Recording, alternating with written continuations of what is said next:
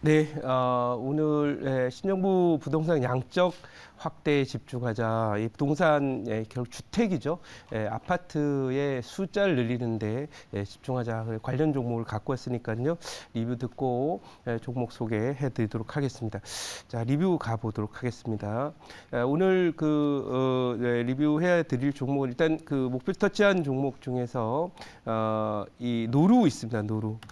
노루 페인트인데요. 이 노루는 드디어 이제 어려운 과정을 거치면서 바닥권을 완전히 탈피해서 전형적인 이 다이아몬드 패턴이라고 그럽니다. 이렇게 처음에 올랐다가 내려서 전저점 근방에 갔다가 살살살 올라오면서 이제 오른쪽을 정고점 돌파하면 이제 급등을 하게 되는 그런 형태가 되고요.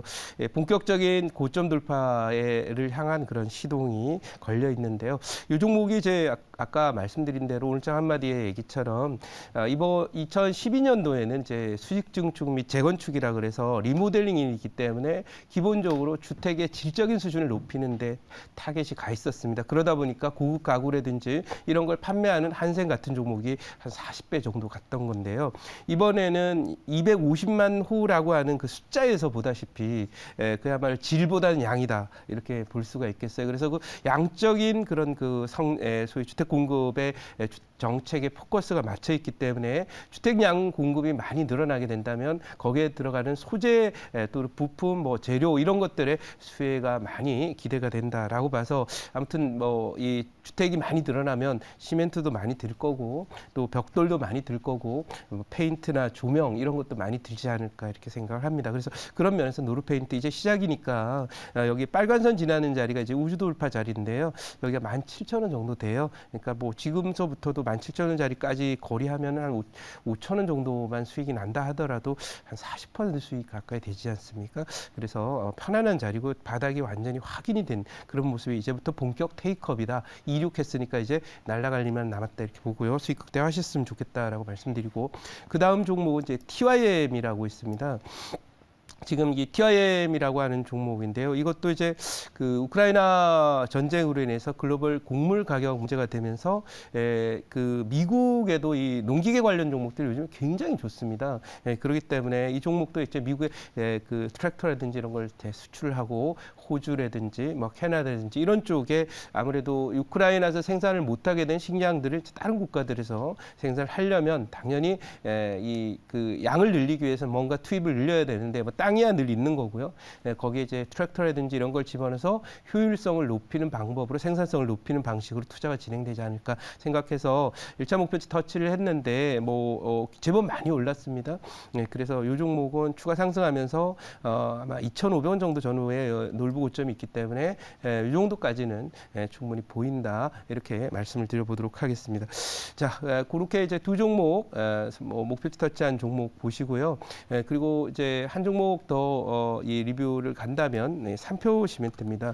이 삼표 시멘트 어제 이제 편입을 했는데 오늘 단기 직전 고점이 넘어섰고요. 여기 보시면은 여기가 넘어가면서 이제 본격적인 상승에 들어가서 제가 판단할 때는 이 삼표 시멘트는 그동안 시세를 낸 적이 없는 그런 종목이라서 우주 돌파도 되지 않을까 생각을 해요. 여기 정도 보이죠. 그러니까 그런 관점에서 볼 때 여러분들 오늘 이제 거래가 본격적으로 터지면서 뭐 시멘트 품귀 현상이 벌어지고 있다 이런 소식과 함께 오르긴 했지만 어쨌든 많은 사람들이 이제 관심을 두게 되고 첫 관심은 이거지만 결국은 주택 공급의 양적 확대 이거와 관련해서 뭐 금융 쪽에서 이제 양적 확대는 많이 들어보셨는데 주택 양적 확대는 많은 처음 들어보셨을 텐데 제가 그냥 만들었습니다. 왜냐하면 확 들어오는 용어이기 때문에 그래서 그런 관점에서 볼 때 삼표 시멘트 앞으로도 뭐 갈 자리 많이 남아 있으니까 오늘 첫날 정도로 보여서 또 관심을 둔다면 적어도 한 8,000원에서 9,000원 정도 보이지 않나 이런 생각을 합니다. 자, 그러면 오늘 편입할 종목을 한번 보도록 할게요. 뭐 똑같은 내용입니다. 뭐 시멘트를 많이 쓸 뿐만 아니라 또 시멘트를 쓰게 되면 꼭 써야 되는 게 있습니다. 오늘 5,230원 기록하고 있습니다. 이 종목 유진기업이라고 하는 종목이고 그동안에 이제 부동산 정책과 관련된 기대감이 있을 때면 당근 이제 여러분들이 우선적으로 고려해야 할 종목이라고 말씀을 드렸는데 이 종목이 그동안에 한 몇 년 동안 잘 안 갔어요. 안 갔던 이유는 이게 그 이세한대 경영권을 물려주는 그런 과정 속에서 아무래도 뭐 양도세나 이런 측면들을 고려할 때 넘겨줄 때 이제 가격이 높으면 세금 많이 내야 되니까 좀 많은 낮았고 또 과거에 이 종목이 다른 시멘트주들이 경협주가 많이 가는 동안에 갔어야 되는데 안 갔어요. 그래서 아까 제포트에 있는 삼표시멘트도 과거 경협주 갈 때 잘 안 갔던 종목이고요. 이 종목도 경협주 갈 때 그렇게 많이 안 갔던 종목이라서 상대적으로 그동안에 여러 가지 이벤트가 있었어도 안 갔기 때문에 에너지가 응축돼 있다 이렇게 보고 유진기업을 말씀을 드리고요.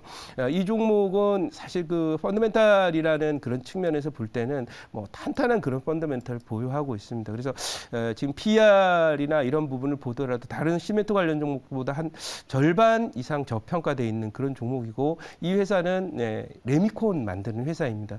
그래서 이 공굴이라고 그러죠. 그래서 그 시멘트랑 그 다음에 골재, 뭐 자갈이랑 모래랑 이렇게 넣어서 이렇게 팽이처럼 생긴 그런 차에 넣고 비비죠. 네, 뭐 비빔밥 비비듯이 이렇게 열심히 비비는데요. 그래서 이제 그렇게 그 하는 그 레미콘을 이제 만드는 회사이기 때문에 주택 공급 건설이 늘어나게 되면 당연히 레미콘에 대한 수요도 크게 급증할 것으로 이렇게 보고 있습니다.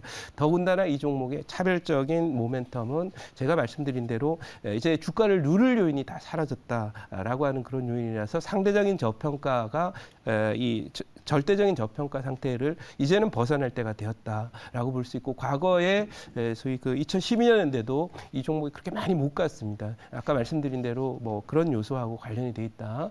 그래서 이제 그 경영권 승계나 이런 부분도 대부분 다 완성이 됐기 때문에 이제 그런 그 주가를 누를 요인이 없기 때문에 사실 이 종목의 밸류에이션이나 가치 평가 사능으로 보면 기관이나 외국인들이 정말 그 눈독 들일 만한 그런 상대적인 그 업종 내에서는 저평가된 상태이기 때문에 이제부터 본격적으로 가지 않을까, 저평가 해석되지 않을까 이렇게 말씀드려 보도록 하고요. 오늘 준비한 자료는 이슈적 관점에서 준비를 했습니다. 자, 오늘 그 준비한 자료는 바로 유진기업이라고 하는 그런 종목이고요. 이 종목과 관련해서 이제 이 건설 관련한 정책이 차기 정부 정책이 어떻게 갈 건지에 대한 아이디어들을 지금 보여주고 있고 트렌드가 가고 있다는 걸 보여주는데요. 지금 새롭게 이제 차기 정부는 주택 정책 크게 두 가지죠. 하나는 규제 완화, 또 하나는 주택 공급 양적인 확대 이렇게 볼 수 있는데 IMF가 이렇게 얘기합니다. 한국은 부동산 세제 효과 재검토해야 하고 민간의 주택 공급을 늘려야 한다라는 내용의 제언을 했습니다. 그래서 지금까지 그러니까 5년 동안 진행됐던 주택을 규제 중심으로 부동산을 매니징하겠다는 그런 아이디어나 정책 접근은 틀렸다라는 걸 결론적으로 얘기하는 겁니다. 그래서 그렇게 보시고 또 세제 효과와 관련된 이거 규제 중심이거든요. 이것도 민간도 결국 재건축이나 이런 부분을 못하게 함으로써 주택 공급을 가로막는 반시장적인 정책을 펴왔습니다. 그러니 정책 효과가 나타날 수가 없는 거죠. 왜? 주택 가격은 누가 정합니까? 정부에서 정하는 게 아니라 시장이 정하는 거거든요. 그래서 그런 관점에서 이런 정책적인 수정을 지금 권고하고 나선 그런 상황이니까 이 점을 좀 참고했으면 좋겠고 여기에는 이제 한마디 나와 있는데 LTV나 DSR을 더 강화해라라고 하는 내용이 나와 있긴 합니다.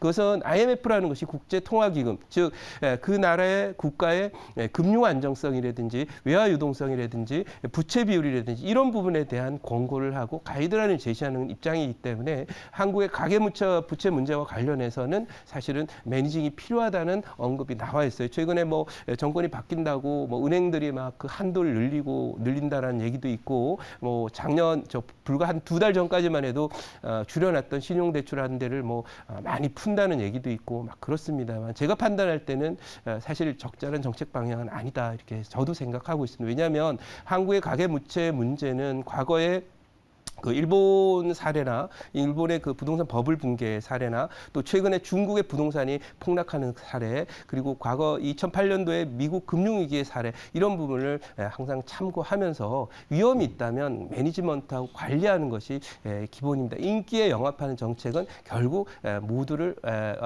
곤란하게 만드는 그런 일로 연결이 되게 돼 있다 이렇게 말씀드릴 수 있겠고요. IMF가 얘기한 사항이니까 아마 정책 담당자들에게도 잘 전달되지 않을까 생각합니다. 다음 장 한번 보도록 하겠습니다.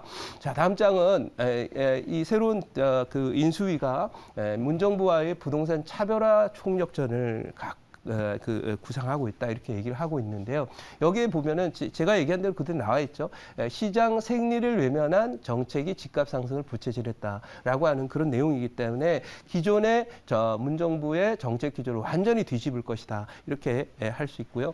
그래서 그런 형태로 되고 있기 때문에 시장 원리를 존중하는 방식으로 갈 것이다. 그리고 시장 원리를 기본적으로 존중할 거면 결국 가계 부채나 이런 건전성 문제와 관련해서 오히려 거기는 시장의 규제를 너무 풀어버리면 안 되는 거라서 그 부분은 국가 안정성과 관련이 돼 있기 때문에 또 금융 건전성과 관련돼 있기 때문에 그 부분보다는 기존에 쓸데없이 만들어놨던 이것저것 만들었던 절차적인 규제라든지 이런 행정적인 규제 이런 부분들을 해결하면서 주택 공급을 육성하고 활성화시키는 방향으로 간다면 좋은 방향이 되지 않을까 이렇게 생각해서 다음 정부의 정책 방향이 여기 깔끔하게 나왔기 때문에 더 이상 뭐 얘기할 게 없고 양적 확대로 가고 있는 부동산 공급 확대 여기에 관련된 수혜주 오늘 유진기업 갖고 왔다는 말씀드리고 제자리로 가서 질문 받아보도록 하겠습니다.